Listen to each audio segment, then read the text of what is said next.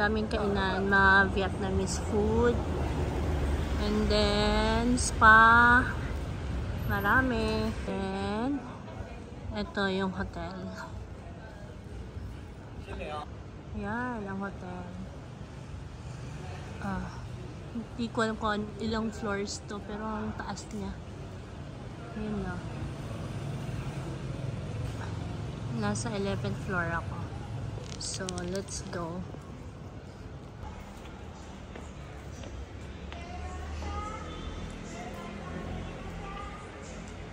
Siana.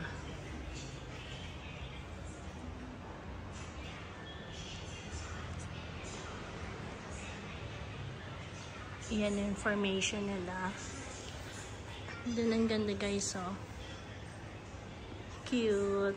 Nagsa-celebrate din sila ng Christmas, no?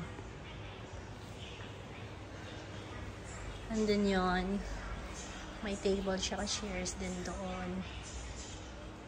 Guys, yung elevator nila, kahit walang keycard, pwede kang umakyat. Hindi katulad dun sa ibang hotel na need ang keycard. So, dito na tayo. So, dito na tayo sa room ko. 11:01.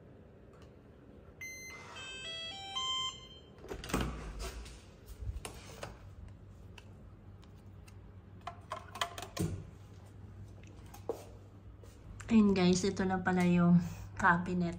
Kanina ko pa kasi ito hinahanap. Dito lang pala. Tada! Ang cute ng bathrobe nila. Then, yan, mga pinamili ko. Pagpunta ko dito, wala akong sako bag. Then, yan, kagabi, binili ko sa night market. Ito na, yung room. Tadan! O, diba? Ito yung CR.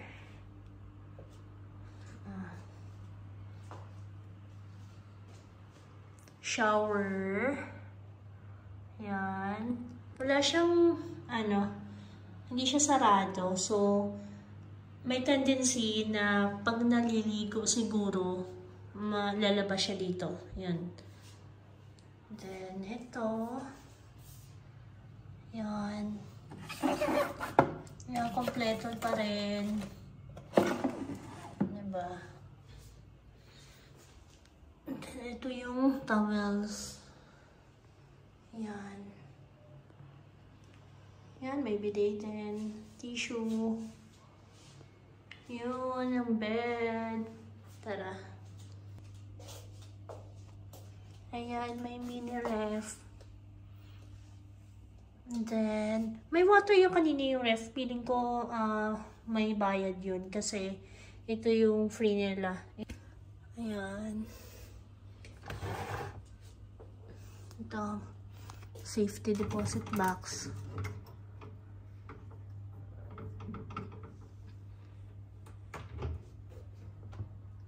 Mag-cabinet.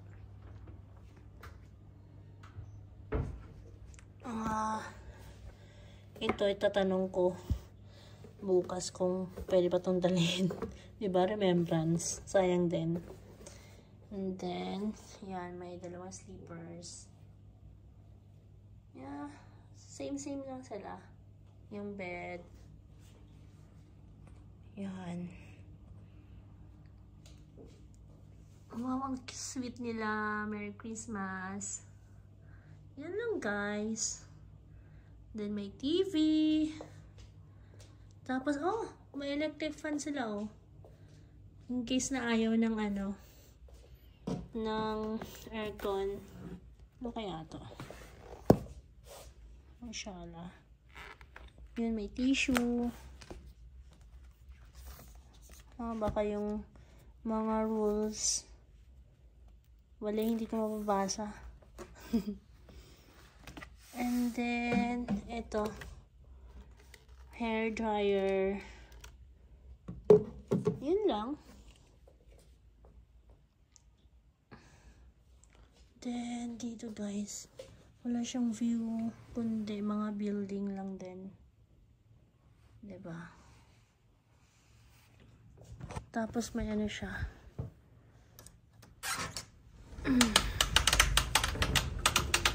Ayan,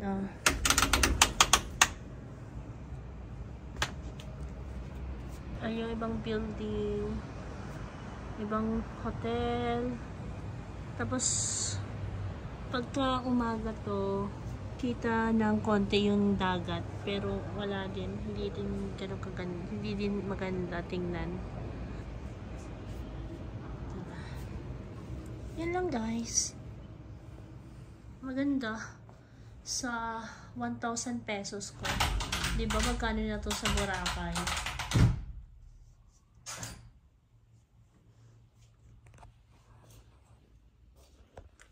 So, ayan guys, sa 1,000 pesos ko, nakabook na ako ng 4-star hotel dito sa Natrang. So, bali, parang may GCash kasi na discount ang Agoda. So, bali parang nasa 1,200 something siya. Then, ang nangyari, nagkaroon ako ng 10% discount or ewan ko kung ilang discount yun sa Agoda. Kaya naging 1,000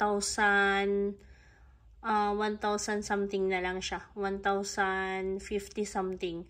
Ganon. Goods na talaga siya. Then may libreng breakfast bukas. Ng 7 AM to 9 AM yung breakfast nila. Ayun lang guys. Eto. Nabili ko rito kanina sa night market. Di ba maganda? Maganda yung tela. And then, bukas, ipapakita ko yung swimming pool. May swimming pool din sila dito.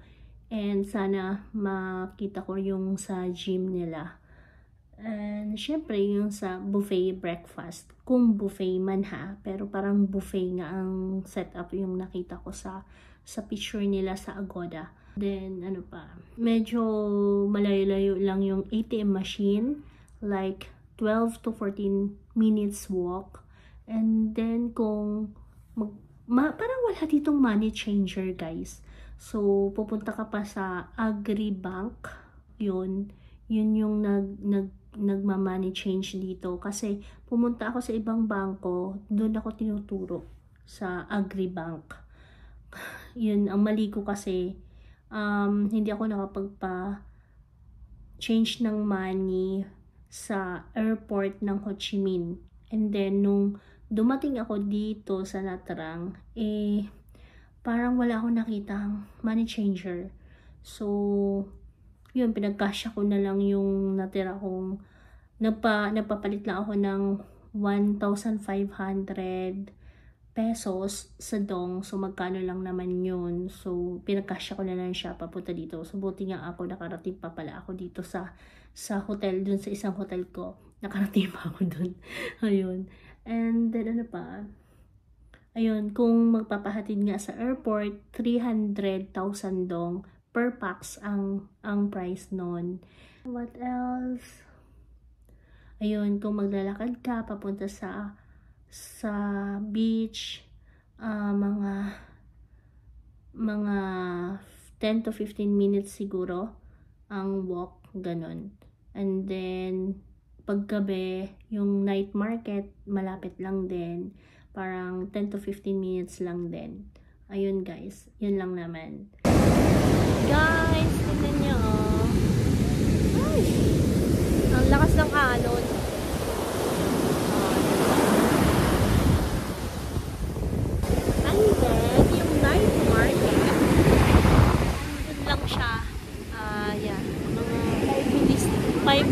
Walk siguro from here punta sa night market 5 to 10 minutes siguro, depende sa lakad kung mabilis or hindi. Guys, ang ganda ng mga ilaw na ito, parang Capitol nila ito. Then yung night market, ayun siya.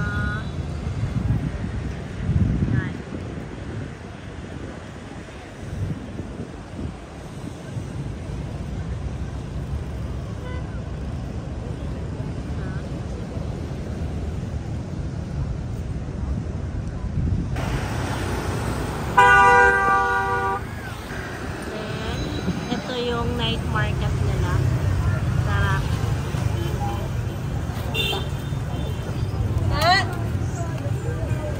Let's go!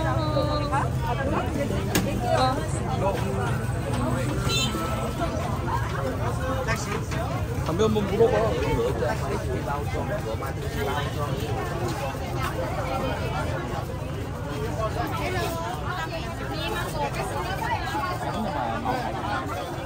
diba?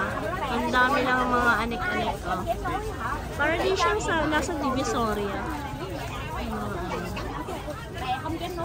So, ayun guys, medyo pricey nga lang siya dito. Kasi yung cup nila, 200,000 to. So, pricey siya. Guys, ito yung restaurant nila.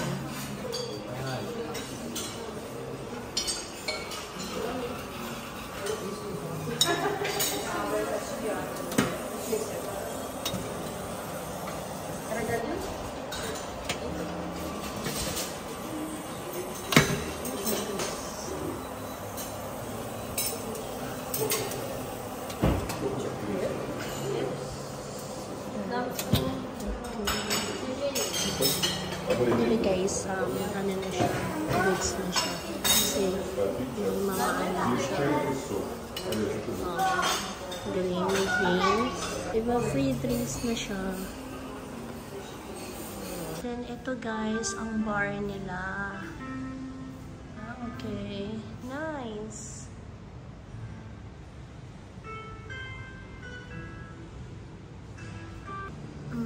Ang cutie. Ito yung bar. Then, nandun yung parang gym na maliit lang. And then, ang pool. Let's go sa pool. So, ito siya, guys. Ito lang pala yung gym nila. Okay na. Diba, guys? Yan ang pool. Ang liit. Pero ang cute. Then, ayan, may ano siya sa beachfront. May view.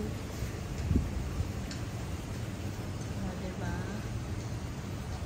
Then, ito, siguro kung tapos na tong ano, ibang building, magandang tingnan na to.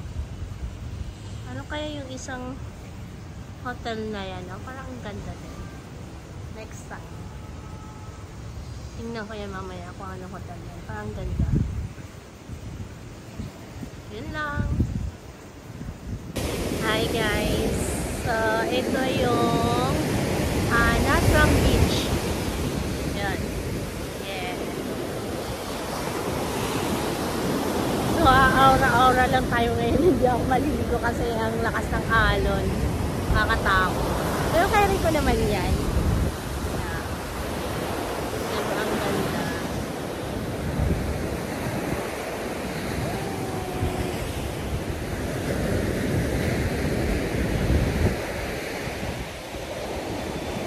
Kaso, hindi talaga malinaw yung water nila, yung dagat. Pero hindi siya ano ha, pero hindi siya madumi. Ganun lang siguro talaga yung color. Ewan ko lang pag ibang month. Ganun. Sige. Aura na ako guys. Bye-bye! Thank you so much po sa inyong lahat. Sana manood pa rin po kayo ng vlog ko. And tuloy-tuloy lang po yung pag-review ko ng mga hotel and hostel. Pipilitin ko na affordable po yung makukuha ko. Ayun. And then yung hostel, next time pag bumalik ako dito, yun, sa hostel naman ako magstay. Ayun lang. Thank you so much po. Bye-bye. God bless.